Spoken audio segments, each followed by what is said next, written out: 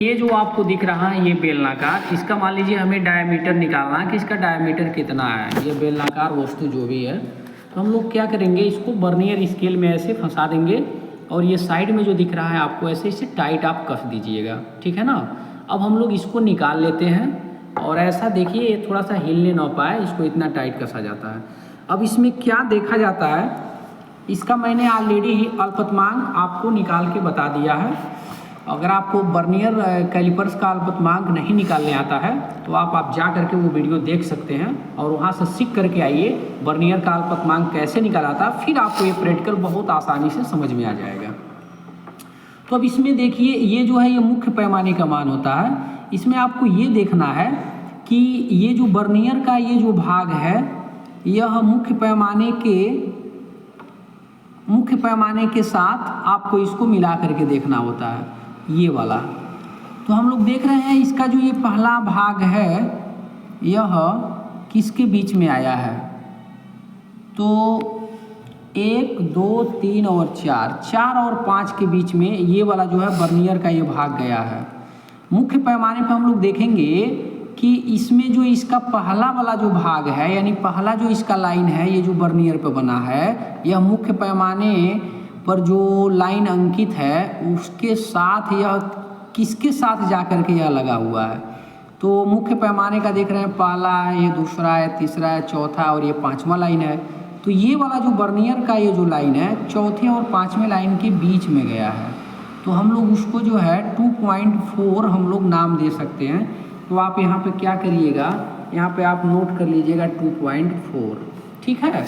एक बार पुनः आपको बता दें कि ये जो मुख्य पैमाने पर हम लोग देखते हैं ये बर्नियर का ये जो पहला भाग है किस लाइन पर जा करके, यानी मुख्य पैमाने के किस भाग के साथ जा करके मिल रहा है, तो किसके बीच में गया है, एक्यूरेट किसी लाइन पे सीधे तो मिल नहीं रहा है, चौथे और 5वें के बीच में गया है, तो हम लोग इसको जो है 2.4 लिख लेंगे।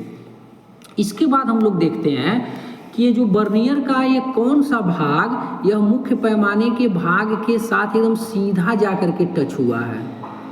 तो थोड़ा पास से दिखाइए, ये वाला जो है ये 1 2 3 4 5 ये 6, ये 6 वाला जो है बर्नियर का ये मुख्य पैमाने के साथ एकदम सीधे उसके भाग के साथ जा कर के मिल गया है, मतलब उसमें कोई गैप नहीं है।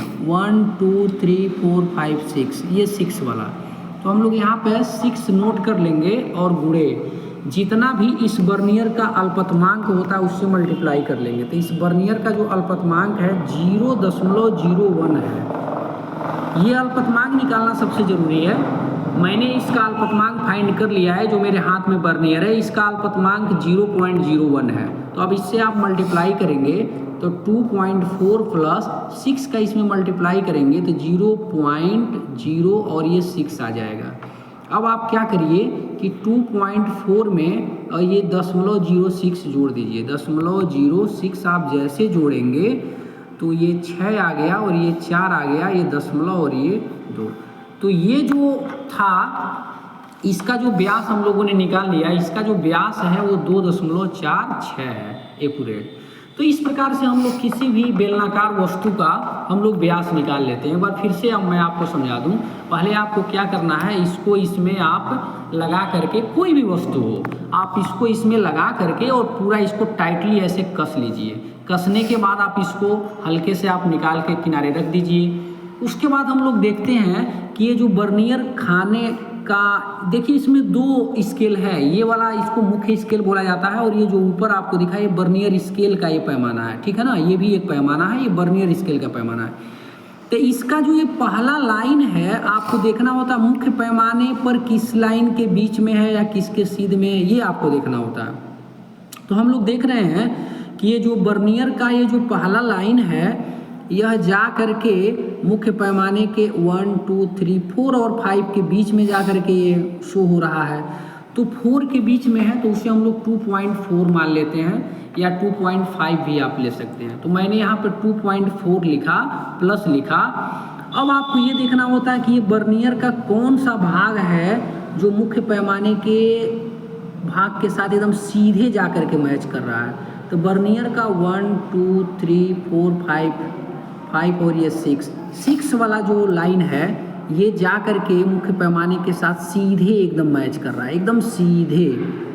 तो आप जो है 6 इंटू ये अल्पतमांक से गुणा कर लेंगे। ये जो भी इसका अल्पतमांक है, जैसे 0.01 इसका अल्पतमांक है, ये मेरे हाथ में जो है वर्नियर, तो फिर 2.4 में ये पूरा गुणा करके आप जोड़ लेंगे तो एक्यूरेट आपको मिला है 2.46। तो यही जो है इसका व्यास हो जाता है। अब मैं आपको बता दूं कि ये जो अल्पतमांक है ये कैसे आया है। तो इस अल्पतमांक को निकालने के लिए आपको क्या किया जाएगा, सबसे पहले यहाँ देखिए ये 0 से 1 के बीच में हम लोग गनेंगे कुल कितने नंबर हैं मुख्य स्केल पे। मैं अल्पतमांक आपको सिखा रहा हूँ। तो 0 से 1 के बीच में कुल कितने हैं, 10 खाने हैं। तो हमें उसके एक खाने का मान निकालना होता है। तो एक खाने का जब मान निकालेंगे तो आप क्या करेंगे, 1/10 यानी 0.1 आएगा। तो इसके मुख्य पैमाने के एक भाग का मान कितना हो गया, 0.1। अब उसमें डिवाइड किया जाता है यह जो वर्नियर पैमाना है इसका टोटल भाग से। तो इसमें टोटल कितने भाग अंकित हैं, 1 2 3 4 5 6 7 8 9 10, कुल 10 भाग हैं। तो इसमें 10 से भाग करेंगे तो 0.1 में जब 10 से भाग करेंगे तो 0.01। तो इस प्रकार से हम लोग क्या करते हैं, अल्पतमांक निकाल लेते हैं। तो मुझे उम्मीद है कि ये पूरा का पूरा आपको समझ में आ गया होगा। आप यहाँ पे अल्पतमांक निकालने का फार्मूला भी देख सकते हैं। मुख्य पैमाने के एक भाग का मान निकाल लिया जाता है और वर्नियर पैमाने पर जितना भाग अंकित है उसका मान ले लिया जाता है। तो मुख्य पैमाने के एक भाग का मान 1/10 करेंगे तो 1/10 का मान 0.1 हुआ और 10 से भाग करेंगे तो 0.01 हो गया।